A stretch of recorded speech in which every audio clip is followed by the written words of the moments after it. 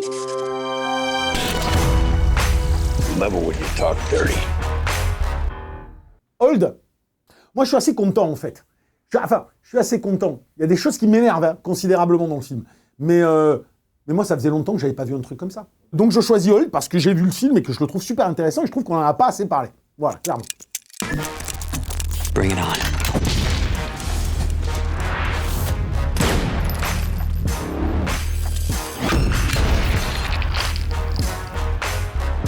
Don't fuck with me. En fait, je vais y aller là, quoi. Bonjour, c'est Yannick Dahan et aujourd'hui, on va parler du dernier film de M. Night Shyamalan. Tu dis Shyamalan ? Oh, moi, je sais pas, merde. Moi, je me plante sur les noms. Alors, des fois, moi, je dis Shyamalan, ouais, parce que je sais pas s'il faut dire Shyamalan. Oui, bon, ben, Shyamalan. Voilà. Il s'appelle Old et qui sort en Blu-ray, je crois, autour du 24 novembre. Are we there yet? This beach, it's beautiful. My swimsuit is hurting. They do look small. Come on, let's play hide and seek. Have you seen my children? Mom, I'm right here. He was 6 years old this morning. Oh no. Mom, I'm scared. There's something wrong with this beach. We were chosen for a reason. What's happening? I don't know. I can't think.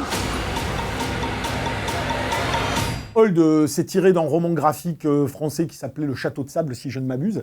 Une histoire toute simple, là, c'est plusieurs personnes qui se retrouvent dans un hôtel de vacances et à qui on va suggérer d'aller passer un après-midi sur une plage un peu reculée que peu de gens connaissent et qui est magnifique. Donc ils vont aller sur cette plage et puis on va très vite se rendre compte qu'ils peuvent pas en sortir.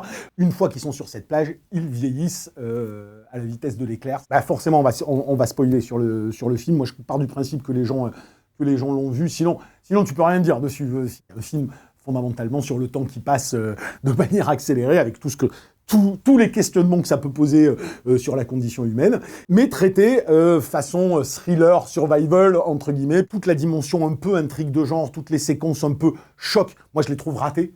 Je trouve qu'elles sont pas dignes de Shyamalan et de sa mise en scène, quand les mecs tombent dans les pommes, quand ils rentrent dans la caverne, quand le médecin se met à tuer les gens avec des espèces d'effets de flou un peu bizarres, avec un final twist où donc on apprend que ces gens-là sont en fait les victimes d'une expérimentation de Big Pharma. Mais c'est pas le plus intéressant. En réalité, tu as la dimension philosophique qui est extraite du roman graphique et qui a un potentiel assez énorme. Tu as cette intrigue-là, mais qui en fait est clairement une charge anti-Big Pharma et pas simplement par son twist final.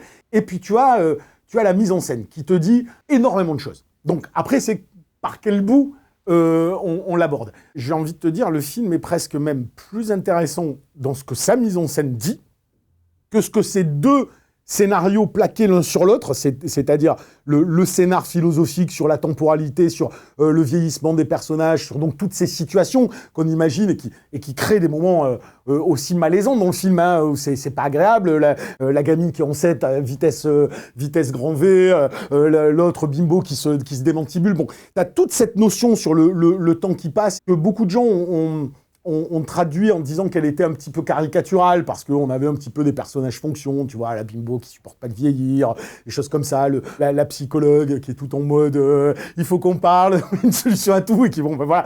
Donc, effectivement, c'est des personnages fonctions. Il y a d'ailleurs un truc qui est étonnant dans le jeu des acteurs. Je sais pas si tu te rappelles le film, mais ils ont l'air complètement en décalage des fois. Il y a une espèce de côté lunaire de temps en temps dans les réactions, alors que ce soit par rapport à la mort, à la violence, ou voire même dans les dialogues. Et c'est pour ça que je dis que c'est un film qu'il faut revoir, parce que moi, la première fois que je l'ai vu, j'étais très perturbé par ça. J'étais très perturbé par le jeu des acteurs que je trouvais pas juste, une mauvaise gestion, si tu veux, du rendu émotionnel. Mais en même temps, j'ai été bluffé par la virtuosité du reste de la mise en scène, avec certains petits plans séquences qui sont incroyables, et puis des choses que je ne comprenais pas, mais dont je voyais la particularité. Évidemment, petit à petit, tu vois bien que beaucoup d'événements se passent en hors-champ, que ce qui compte finalement, c'est la perception qu'ont les personnages sur le réel qui est en train de l'arriver, que le réel lui-même. On ne te montre pas quasiment les morts, ou quand il se passe quelque chose dans n'importe quel film, ce serait le focus de la scène. Là, c'est pas ça, on est sur la réaction des personnages. Donc tout ça,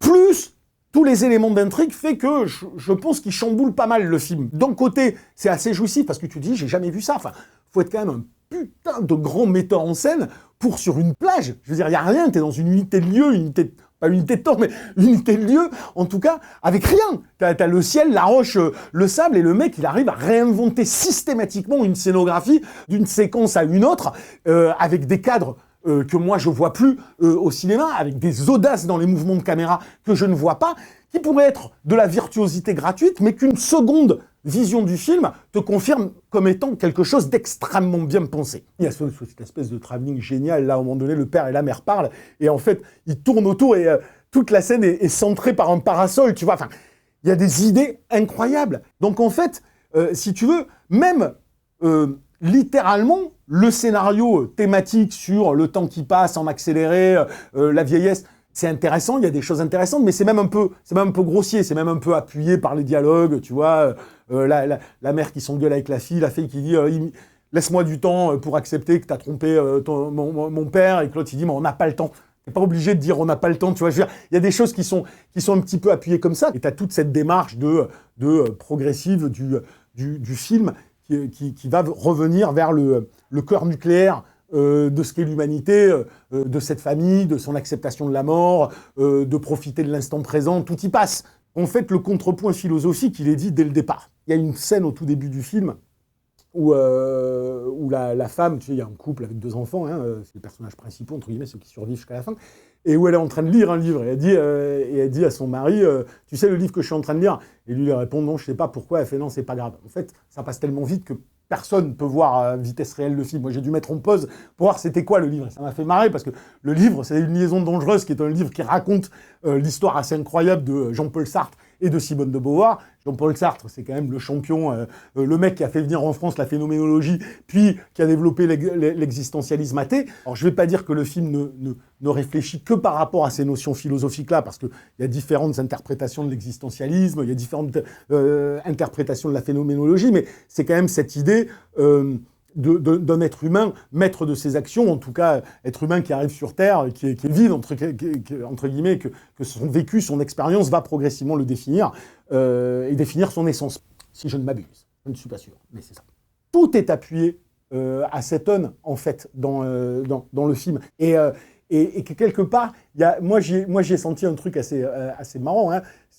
Tout dépend encore une fois de sa perception de l'existentialisme, mais j'ai envie de te dire, c'est un film anti-existentialiste. C'est-à-dire que quand tu regardes bien ce film-là, on est sur des individus produits du monde d'aujourd'hui, donc des individus littéralement malades, des individus en conflit, des individus qui pensent essentiellement à leur gueule.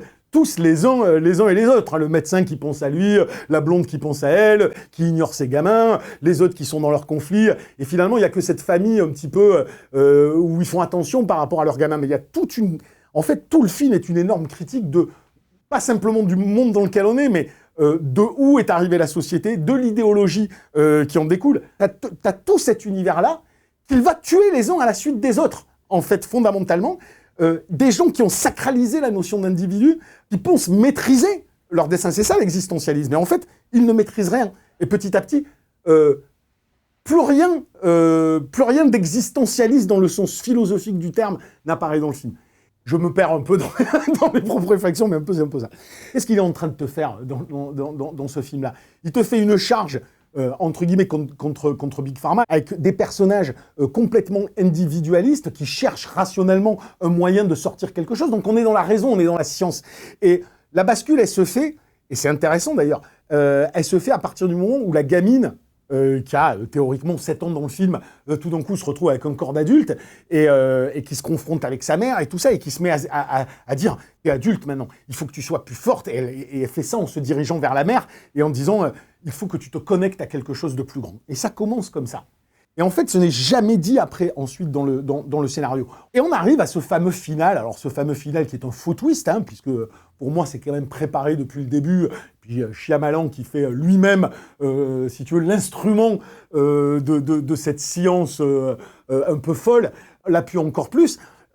Ça se traduit à la fin quand on découvre donc que tous ces gens sur cette page sont en fait les cobayes d'une expérience scientifique et d'une grosse société qui analyse leur maladie et qui utilise la temporalité de la plage pour trouver des médicaments. Donc, ce qui est marrant, c'est que une fois qu'on a quitté les 2 derniers personnages, donc la fille et le garçon qui ont vieilli, en fait, qui comprennent qu'ils ont peut-être une possibilité de s'en sortir, on les voit essayer de s'en sortir, On les quitte, on les voit débarquer à la fin dans le labo, prévenir tout le monde, aller chercher le flic et lui dire, regardez, en fait, ils font des expérimentations sur nous, plein de gens ont disparu, tout ce que tu fais. Et là, il y a un plan, moi, qui m'a complètement frappé, puis en plus, il décline par derrière, c'est que tout d'un coup, tu vois un ralenti avec le flic qui est en train d'avancer au milieu de l'hôtel, où on voit tous les gens qui sont en train de prendre conscience de la manipulation qu'il y a eu. Alors là, la caméra, elle se décadre et elle va filmer le ciel.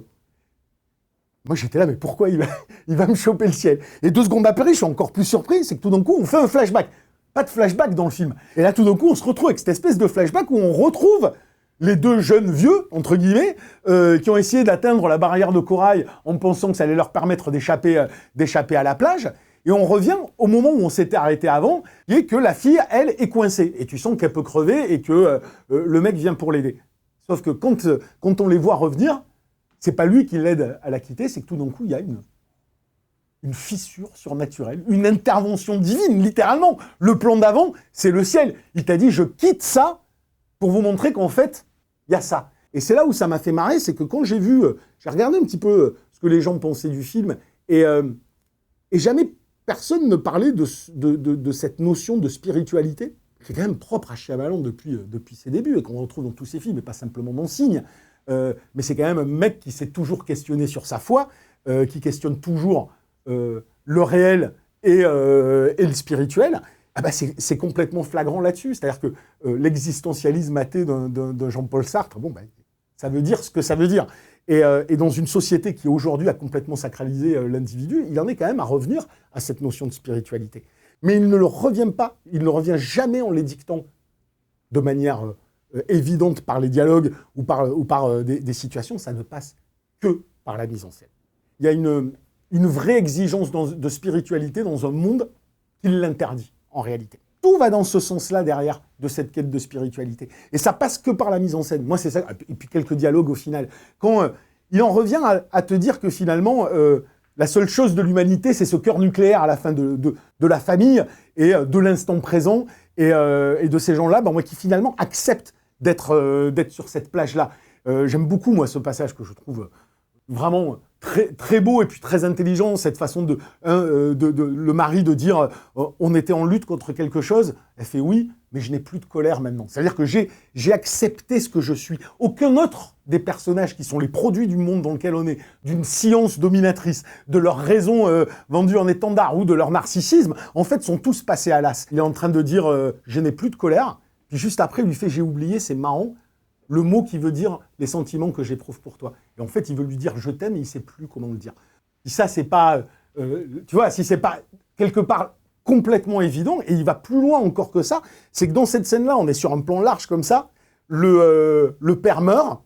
Alors moi, j'ai trouvé ça hallucinant. La première fois, tu comprends pas forcément, tu vois, tu te poses pas la question. Puis il décadre, il met sur le côté, et là, tout d'un coup, sur le côté, on voit la mère triste se lever, se diriger vers l'eau, mais la caméra la quitte, elle filme l'eau, elle revient sur la plage, la mère est morte, elle sort des 2 enfants qui regardent leur mère pour aller vers la roche, filme la roche, et quand elle revient, elle se place derrière le feu de bois qui illumine la scène. Et littéralement, l'eau, l'air, la terre, le feu. Donc l'essentiel, tu vois, c'est les éléments comme étant la condition de notre existence. Tu as quand même cette notion de questionner l'existentialisme, l'idée même de l'existentialisme, alors que tout est une prison. Prison du temps, prison de la plage, prison d'un système qui nous observe, qui nous contrôle, tu vois, et dont la seule issue est pour lui un appel à quelque chose qui est plus grand que nous. Et ce quelque chose qui est plus grand que nous, pour lui, dans son film, nous sauve. Littéralement. Et c'est pour ça que je trouve que non seulement il est extrêmement cohérent, finalement, par rapport à toute l'œuvre de Shyamalan, et à ces questionnements qui continuent, qui se perpétuent, tu vois, le réel, l'illusion, la foi, le contraire de la foi, enfin, j'ai trouvé ça à la seconde vision encore plus brillant, et je trouve qu'en fait, si tu veux, tout ce qu'il y a de plus riche est extrêmement subtil, tout ce qu'il y a de plus grossier est évidemment, tu vois, projeté en avant comme un élément de genre, et qui te parasite. Moi, j'adore ce passage qu'on n'attend pas, mais je veux dire, la reconnexion entre le mari et la femme, qui au début du film avait l'intention de se séparer, très clairement, se passe au moment où en vieillissant, le mari ne voit plus. Donc il voit sa femme floue arriver. Ce que tu vois, le réel qui s'impose à toi, phénoménologiquement parlant, tu le prends pour ce qu'il est, et il va te définir par la suite. Et là-dedans, il te dit non, il y a autre chose que ce que tu vois. Tu vois, et c'est ça qui est beau et intéressant dans le film. Et puis c'est un cinéaste que je trouve absolument fascinant pour ça. Parce que on l'a souvent dit que c'était un type qui te mettait du fantastique dans le quotidien. Moi, c'est quelqu'un qui me fait comprendre la philosophie du réel. En fait, la dimension philosophique qu'il y a dans le réel. Et en filmant le réel le plus simple, très souvent. Et il en sort une dimension qu'on peut qualifier de mythologique, mais la mythologie est de toute façon une forme de la pensée philosophique. Donc, quoi qu'il advienne, il y a toujours ça. Et je boucle, je pars en sucette, moi je pars en tous les sens. Mais tu me mets 20 centimes, je peux faire 2h30. Donc voilà, moi, pour tout ça, je suis peut-être un peu chaotique dans tout ce que je dis, mais parce que c'est un film schizophrène. Et donc si vous l'avez vu, que vous avez été un peu déçu, ou alors vous dites « Ah, c'est très beau, mais c'est complètement con », il mérite d'être revu une deuxième fois, vraiment. Donc j'intime à tout le monde, regardez-le une deuxième fois et regardez les images, regardez les plans. Et dites-vous simplement, littéralement, qu'est-ce qu'il filme et pourquoi il le filme. Bon, la minute de Yannick Dans, c'est terminé. J'allais partir sur les descriptions. Voilà, cette courte émission est terminée. On se retrouve dans une semaine et je ne sais pas de quoi on va parler. Vous pouvez nous retrouver donc apparemment tous les lundis sur la chaîne Capture Mag sur YouTube et sur plein de plateformes podcast. Et si vous voulez savoir tous les détails, apparemment, il faut lire la description qui est en dessous de la vidéo. Voilà, bravo, merci. Allez, à la prochaine fois.